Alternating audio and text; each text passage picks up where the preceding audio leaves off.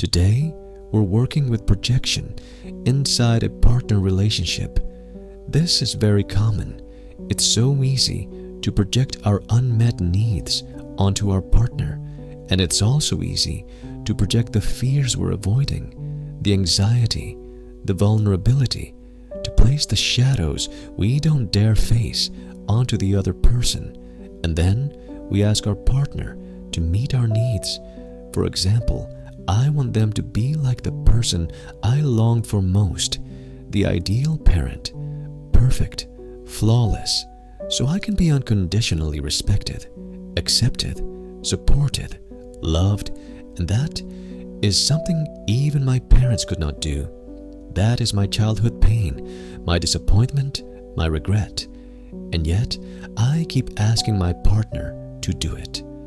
When my partner can't meet my standard, we may even criticize them, cold, selfish, heartless, self-centered. But in truth, my partner may already be trying very hard. They just haven't reached the standard and expectation inside my heart. So in partner relationships, the most common sentences are, "You should do this. You shouldn't do that. Why don't you treat me like this? If you love me like this, then I would be happy. Why don't you?" These are so common, and underneath is often our control of the relationship, and underneath control is our insecurity, and underneath insecurity is fear, anxiety. So we keep demanding that our partner meet our needs to prove, "I have value. I am worthy of love." So we keep trying, keep giving, but actually that can also become a kind of control. The more we give, the more the other person may feel resistance. They may even turn against us because what they receive is not love. It is the pressure of control and judgment. In fact, projection often shows up as criticism, especially when I don't accept that I also have selfish parts, anxious parts, cold parts. Then projection becomes easier, and it turns into blaming my partner, selfish, anxious, controlling, cold. This defense mechanism can help me temporarily put down my self-criticism, and it helps me avoid the insecurity inside. But at the same time, it makes the relationship more distant, colder, further away. So often, when partners argue and fight, we are not truly focusing on the other person's real behavior and real needs.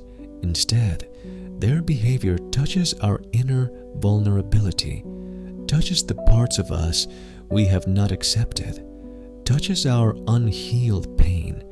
It touches the part we want to do well, but cannot do ourselves. It touches the part we wished our parents could do, but they could not do either. That longing, that need, and then it becomes a criticism of our partner. Projection becomes a kind of expectation, demanding the other person, and when the other person also carries that part, the relationship becomes difficult, fragile, full of arguments, and we often don't even realize that in the middle of a fight, we are not facing the real person. We are only in love with a flawless image, and we are entangled with a flawless image. And underneath it all, it is about me, the unprocessed, unfinished, untransformed desires, needs, expectations, fears, anxieties.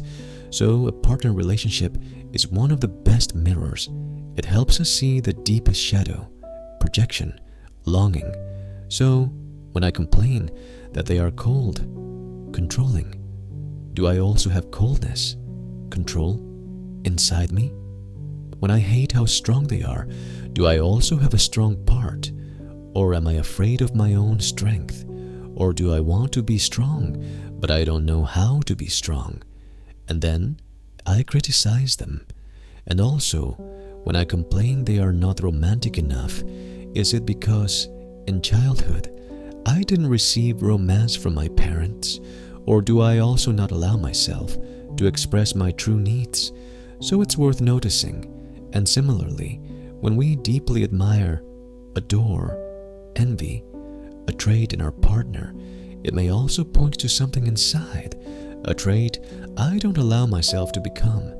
So, a truly happy relationship is not about changing the other person. It is about learning inside the relationship to see myself, to accept myself, to embrace myself, to have compassion for myself, to love myself. So ask yourself, in my relationship with my partner, what am I projecting? Am I truly accepting, embracing the parts of me I resist? Only when we can take back our projections does love become real. Does love become possible? True intimacy is not demanding the other person to become my flawless ideal. True intimacy is accepting the real me and also accepting the real you and growing together.